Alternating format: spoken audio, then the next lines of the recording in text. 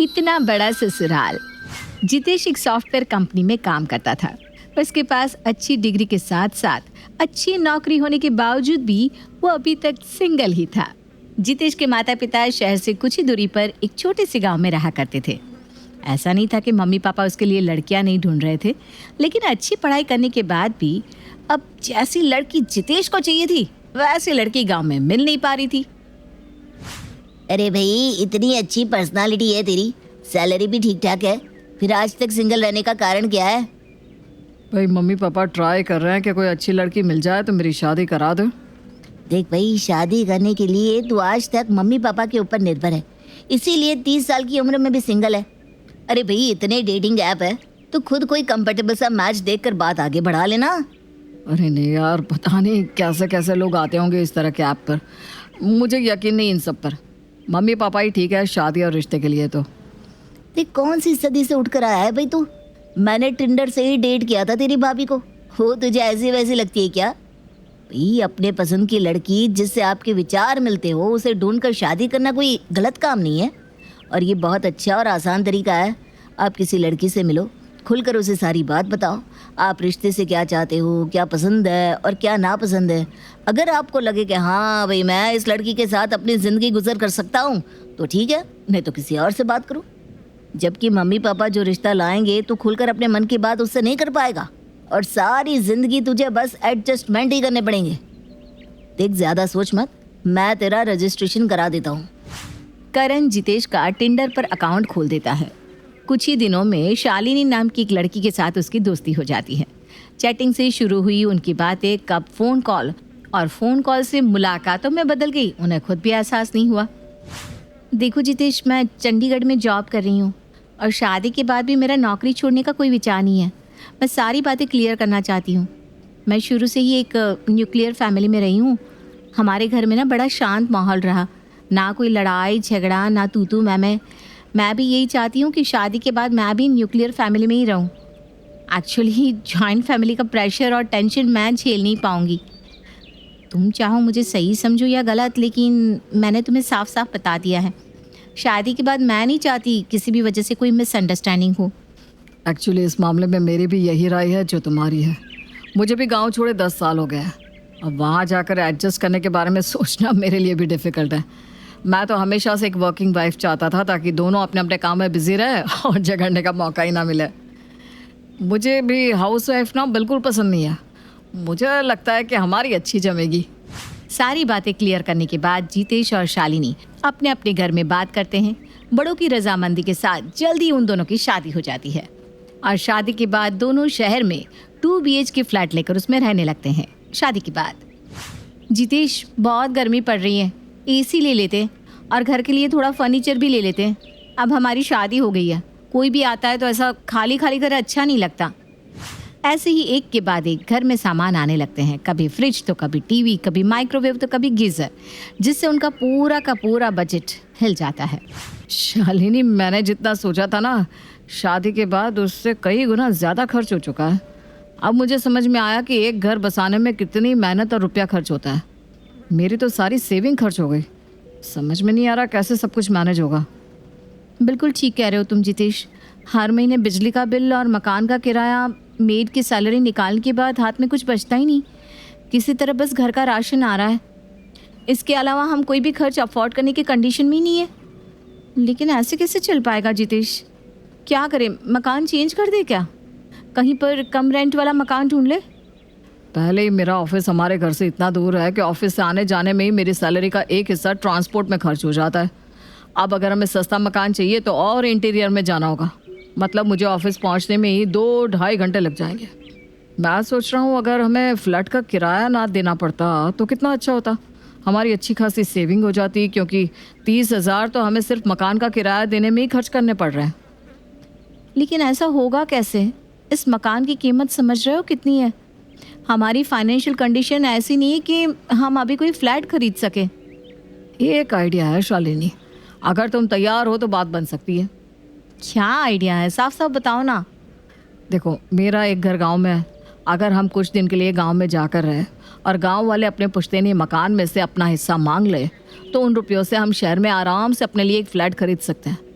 ऐसा करने से हम मकान का रेंट देने से भी बच जाएंगे और हमारी सैलरी में हमारा घर भी बहुत आराम से चलने लगेगा। पर तुम्हारे पापा मानेंगे क्या? कहीं ऐसा ना हो कि बात और ही बिगड़ जाए। शालिनी, हम लोग पूरी प्लानिंग के साथ वहाँ जाएंगे।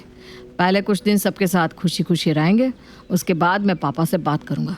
पहले मैं इमोशनली उन्हें अपनी तरफ करने की कोशिश करूँगा। अगर पापा नहीं माने तो फिर सख्ती से बात करनी पड़ेगी, लेकिन अपना हक मैं लेकर ही रहूँगा। आखिर इतने बड़े घर में मेरा भी तो हिस्सा है। और सबसे बड़ी बात, ना तो आज ना ही आने वाले समय में कभी भी मुझे गांव में जाकर रहना है। तो समझदारी तो इसी में है ना कि मैं अपने हिस्से की प्रॉपर्टी को बेचकर शहर में अपने रहने का इंतज़ाम कर लूँ। अगर तुम्हें लगता है कि इस तरह से कोई सोल्यूशन निकल सकता है तो मैं कुछ दिन के लिए गांव में तुम्हारे साथ रहने के लिए तैयार हूँ। मैं ऑफिस में बात करके एप्लीकेशन लगा देती हूँ। घर पर कुछ इमरजेंसी है, बॉस मुझे वर्क फ्रॉम होम दे देगा और फिर हम लोग गांव चलेंगे।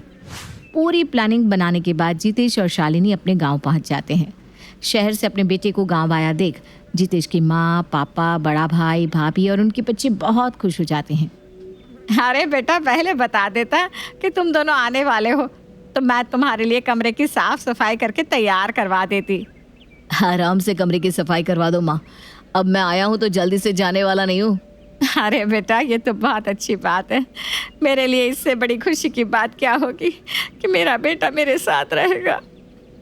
कमरे में जाने के बाद, जितेश, मैं पूरा दिन वर्क फ्रॉम होम करूंगी तो यहाँ घर के काम को लेकर चिक तो नहीं होगी ना?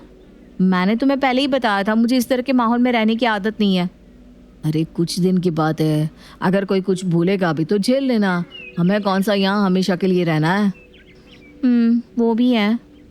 अगली सुबह जितेश और शालिनी अभी अपने कमरे में सो रहे थे कि उसे बाहर से भाभी के दरवाज़ा खटखटाने की आवाज़ सुनाई देती है। देवर जी, चाय बन गई है। अगर आप लोग जग गए हैं तो आपकी चाय कमरे में ही दे दें। ठीक है भाभी, दे दीजिए। शीना कुछ ही देर में चाय उनके कमरे में ही दी जाती है। चाय पीने के बाद शालिनी जल्दी से रेडी होती है और अपना लैपटॉप लेकर काम करने बैठ जाती है। 9:30 बज गए जितेश, तुम्हें पता है ना मुझे सुबह ब्रेकफास्ट करने की आदत है। कुछ दिन के लिए यहाँ पर कुक लगवा देते हैं। अब पता नहीं कब नाश्ता बनेगा और मुझे मिलेगा भी या नहीं। क्या पता भाभी ये सोच रही हो कि मैं जाकर उनके साथ नाश्ता बनवाने में मदद करूँगी। शालिनी अभी अपने पति जितेश से बात कर रही थी कि उसकी जिठानी नाश्ते की 2 प्लेट लगाकर उसके कमरे में ले आती है। ये लो शालिनी, तुम जल्दी से नाश्ता कर लो और किसी चीज़ की ज़रूरत हो तो मुझे आवाज़ लगा देना। जितेश, मानना पड़ेगा, भाभी है तो बड़ी सपोर्टिव। हम 2 लोगों का काम बढ़ गया है, लेकिन भाभी के चेहरे पर ज़रा सी भी शिकन नहीं दिखाई देती। शाम के समय जब शीना चाय लेकर उनके कमरे में आती है, भाभी आई एम रियली सॉरी, आपको सारा काम अकेले ही करना पड़ रहा है, लेकिन मुझे ना ऑफिस का काम करना पड़ता है, इसलिए मैं आपकी काम में मदद नहीं कर पा रही हूँ। अरे नहीं पगली, तुझे किसने कहा मुझे काम करने में कोई दिक्कत है? अरे काम तो मैं रोज़ ही करती हूँ और तुम लोग कुछ दिन के लिए आए हो, बस खुशी खुशी हमारे साथ रहो, इससे ज़्यादा मुझे और कुछ नहीं चाहिए। भाभी कुछ दिन की बात नहीं है, दरअसल हमारा 2 महीने रुकने का प्लान है। मतलब अगर आपको कोई दिक्कत हो रही हो तो आप किसी को घर के कामों में मदद करने के लिए रख लीजिए ना। अरे बाबा, ये काम वाम की चिंता तुम मुझ पर छोड़ दो, तुम बस अपने ऑफिस पर ध्यान दो, घर में संभाल लूँगी। कुछ दिन बीतने के बाद, अरे बेटा शालिनी, देख मुझे पता है कि तुम्हें साड़ियाँ पहनने की आदत नहीं है, तो क्यों दिन भर साड़ी में लिपटी रहती हो? हैं, तुम्हें दिक्कत होती होगी ना बेटा? वो मम्मी जी, मैं बस थोड़े गांव के माहौल को देखते हुए साड़ियाँ पहन रही थी।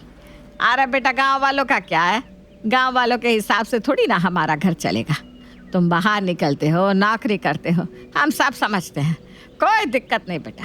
तुम जैसे कपड़े शहर में पहनती थी ना, वैसे ही यहाँ भी पहन सकती हो, बस कपड़े थोड़े सभ्य होने चाहिए। इसके अलावा हमें तुम्हारे पहनावे से कोई दिक्कत ना है। सासू माँ की बात सुनकर शालिनी बहुत हैरान थी। जिसने आज तक अपनी सहेलियों से सास के बारे में जितने भी किस्से सुने थे, उसकी सास उनसे बिल्कुल अलग थी। उसने तो आज तक यही सुना था कि सासू माँ साड़ी पहनने पर भी सर पर पल्लू ना रखने पर ताने मारती है, और यहाँ उसकी सास उसे साड़ी ना पहनने की हिदायत दे रही थी। उन्हें उसके काम करने से भी कोई दिक्कत नहीं थी, यहाँ तक कि ससुराल में भी उसे अपने कमरे में बैठे बैठे चाय, नाश्ता और खाना समय पर तैयार मिल रहा था। उसे जैसे यकीन ही नहीं हो रहा था कि वो इतने बड़े ससुराल में अभी तक खुशी से रह रही है। जितेश, हमें यहाँ आए 15 दिन हो गए।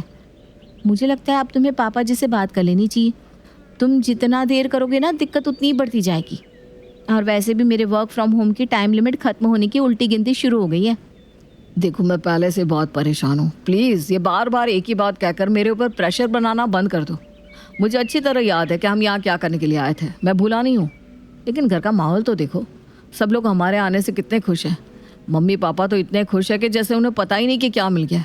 और इस माहौल में मैं अचानक से जाकर मकान बेचने की बात कर दूँ। कहीं ऐसा तो नहीं ना जितेश कि तुम्हारे इरादे बदल गए हैं? देखो मैं साफ साफ बता रही हूँ, इतने बड़े ससुराल में मैं जीवन भर एडजस्ट नहीं कर पाऊंगी। जितेश और शालिनी की बातचीत अब एक बहस का रूप लेने लगी थी और शायद उनके कमरे से कुछ आवाज़ बाहर भी जा रही थी। झगड़ा खत्म होने के बाद जितेश और शालिनी मुंह फेर कर सो जाते हैं और एक दूसरे से बातचीत बंद कर देते हैं। अगले दिन, क्या बात है शालिनी, किसी बात पर झगड़ा हो गया था क्या तुम दोनों का कल रात को? वो कुछ नहीं भाभी, थोड़ा सा पर्सनल बात थी। मैं समझती हूँ शालिनी की बात कुछ पर्सनल ही रही होगी, लेकिन इस तरह से बातचीत बंद कर देना तो सही नहीं है ना। और पति पत्नी के बीच में तो अहम और नाराज़गी की कोई जगह होती ही नहीं है। चलो जल्दी से एक दूसरे को सॉरी बोलो और झगड़ा ख़त्म करो। भाभी के कहने पर जितेश और शालिनी एक दूसरे को सॉरी बोल देते हैं, जिससे उनके बीच का मनमुटाव खत्म हो जाता है।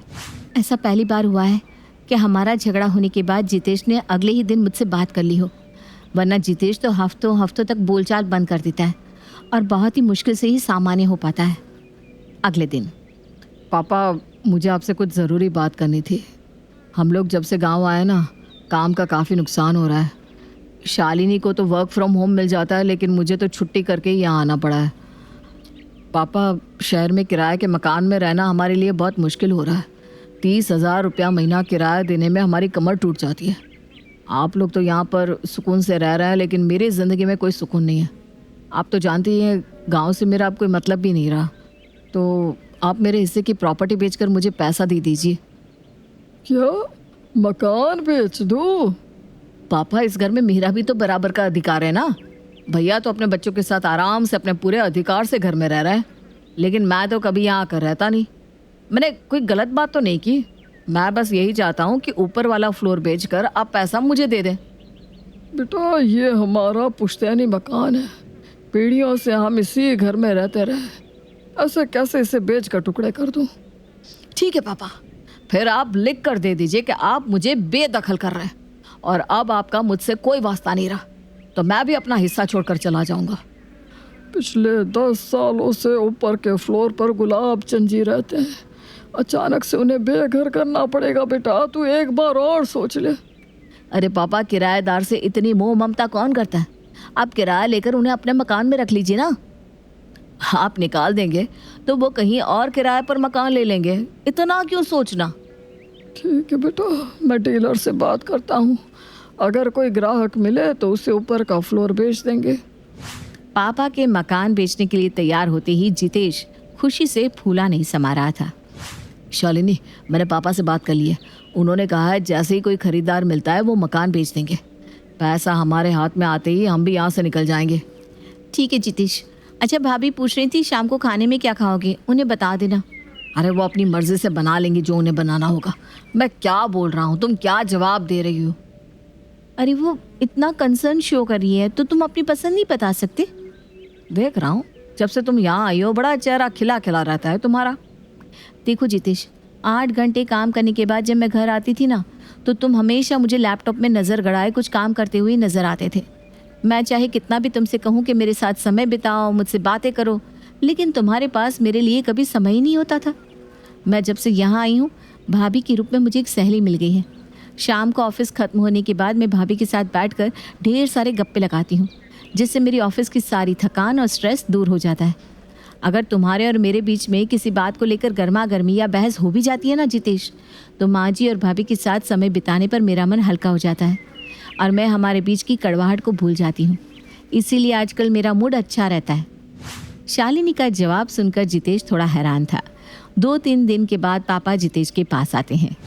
बेटा जितेश, प्रॉपर्टी डीलर से बात हो गई है। एक पार्टी है जो हमारा घर खरीदने के लिए तैयार हो गई है। तेरा हिस्सा है, इसीलिए तू देख ले बेटा कितने में बेचना है और कैसे सौदा करना है। शालिनी, हम जिस वजह से यहाँ आए थे ना, आज हमारा मतलब हल हो गया। लेकिन पता नहीं क्यों मुझे कुछ अजीब सा महसूस हो रहा है, जैसे कुछ छूट रहा है मेरे हाथ से। जिन पैसों के लिए हमने इतना सब प्लान किया, आज जब पैसे हाथ में आने का समय आया है तो मुझे खुशी महसूस नहीं हो रही। तुमने तो मेरे मन की बात कह दी जितेश। मुझे भी इस घर के 2 टुकड़े करना अच्छा नहीं लग रहा। पिछले 1 महीने में सबने हमारी खुशी के लिए क्या कुछ नहीं किया। हमारी पसंद नापसंद, हमारी छोटी से छोटी ज़रूरत का ख्याल रखा, और जाते हुए हम इन लोगों को इतनी अच्छाई के बदले में क्या देकर जा रहे हैं? उनके इस आशियाने के 2 टुकड़े। अगर आज हमने अपना हिस्सा बेच दिया ना जितेश, तो वापसी के सारे दरवाजे हमारे लिए हमेशा के लिए बंद हो जाएंगे। और इतने अच्छे परिवार को कुछ रुपयों के लिए मैं गंवाना नहीं चाहती। भाभी की अच्छाइयों का बदला मैं इस तरह से नहीं चुका सकती। बल्कि सच बताऊं तो मेरा यहाँ से वापस जाने को दिल ही नहीं कर रहा। मैंने सोचा था इतने बड़े ससुराल में रहना बहुत तकलीफदेह और कठिन होगा, लेकिन सच बताऊं तो मैं जब से यहाँ आई हूँ मुझे कभी किसी भी बात की दिक्कत ही महसूस नहीं हुई। भाभी के साथ रहकर मैंने बहुत से काम सीखे हैं। जिन कामों के लिए पहले मुझे नौकरों पर निर्भर रहना पड़ता था, वो काम मैं खुद अपने हाथ से बड़े आराम से कर सकती हूँ। मुझे पैसा नहीं चाहिए जितेश। हमें अपने खर्चों को अपनी आमदनी के हिसाब से व्यवस्थित करना होगा। पापा को मना कर दो, हमें कोई मकान नहीं बेचना। बल्कि जाते हुए सबसे यही वादा करो कि जितना जल्दी हो सकेगा हम फिर से यहाँ लौट कर आएंगे। जल्दी वापस लौटने का वादा करके जितेश और शालिनी वापस शहर को लौट जाते हैं।